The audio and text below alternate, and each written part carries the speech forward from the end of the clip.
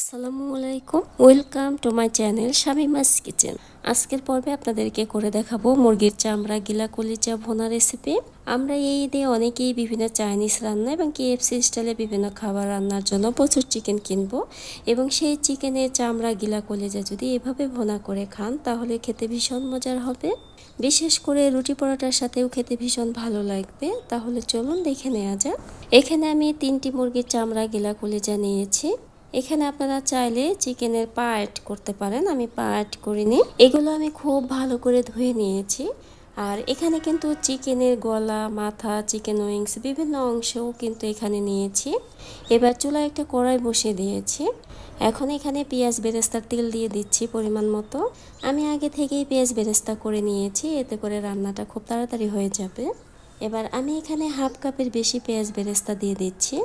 আপনারা যদি এখানে কাঁচা পেঁয়াজ অ্যাড করেন সেক্ষেত্রে 1-1.5 কাপের মতো কাঁচা পেঁয়াজ দিয়ে দিবেন। এ পর্যায়ে চুলার আঁচ লোতে করে রাখতে হবে, না হলে পেঁয়াজ কিন্তু খুব দ্রুতই পুড়ে যাবে। আপনারা চাইলে এখানে পেঁয়াজ খুব বেশি ব্রাউন করে ভেজে নিতে পারেন, আবার চাইলে হালকা ব্রাউন করেও ভেজে নিতে পারেন, এটা আপনাদের ইচ্ছে।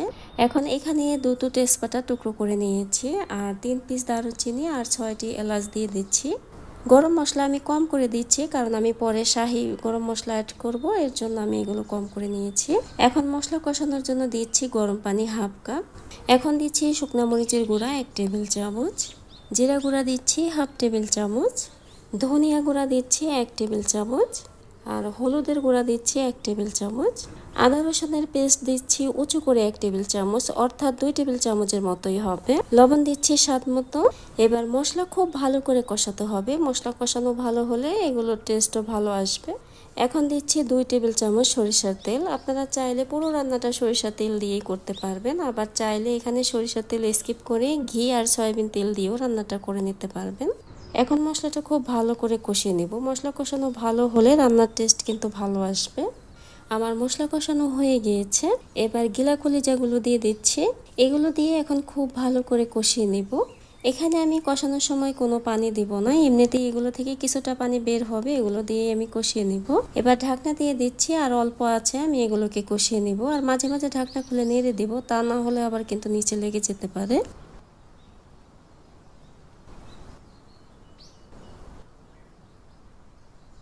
বেশ কিছু সময় আমি এগুলোকে কষিয়ে নিয়েছি।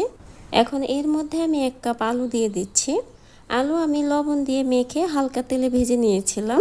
এখানে আলু আপনারা চাইলে স্কিপ করতে পারেন। এখন আলু দিয়ে আবারও আমি কিছু সময় কষিয়ে নিব। এখন দিচ্ছি কাঁচামরিচ আমার স্বাদ মতো।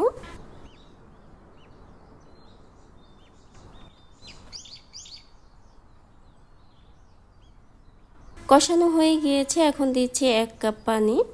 এখানে বেশি পানি দেব না কারণ এগুলো আমি ঝোল করব না, ভুনা ভুনা করব, তাই এখানে কিন্তু বেশি পানি দেওয়া যাবে না। এখন চুলার আঁচ মিডিয়ামে রেখে আমি কিছু সময় জাল করে নেব। এ পর্যায়ে অনেকটা পানি টেনে এসেছে। এখন এখানে দেব একটি রসুনের যতগুলো কোয়া হয় সবগুলো কোয়া দিয়ে দিচ্ছি। আপনারা যদি রসুন পছন্দ না করেন তাহলে রসুন স্কিপ করবেন। এখন শেষ পর্যায়ে দিচ্ছি শাহি গরম মশলার গুঁড়া। শাহি গরম মশলার গুঁড়া কিন্তু অলরেডি আমার চ্যানেলে দেওয়া আছে, চাইলে দেখে নিতে পারেন। এখন রসুন ভালোভাবে গলে যাওয়া পর্যন্ত অল্প আছে এগুলোকে ভালোভাবে জাল করে নেব।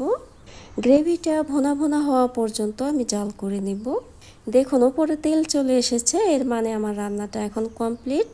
এই রান্নাটা কিন্তু এরকমই ভোনা ভোনা হবে, তাহলেই খেতে বেশি ভালো লাগবে। আর এই খাবারটা গরম ভাতের সাথে খেতে ভীষণ ভালো লাগে। এখানে আপনারা চাইলে যে কোনো আচার যদি আপনাদের বাসায় থাকে তাহলে অল্প পরিমাণে অ্যাড করতে পারেন, তাহলেও কিন্তু খেতে ভালো লাগবে। আর এমনিতেও অনেক মজার হয় এই রান্নাটা।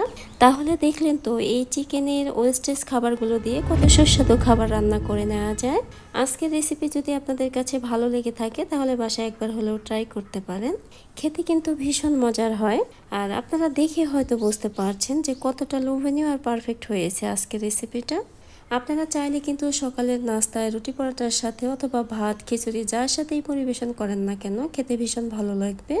পরবর্তীতে আবারও কোনো ইউনিক রেসিপি নিয়ে আপনাদের মাঝে খুব দ্রুতই চলে আসবো। আজকের ভিডিওটি সম্পূর্ণ দেখার জন্য আপনাদের অসংখ্য ধন্যবাদ।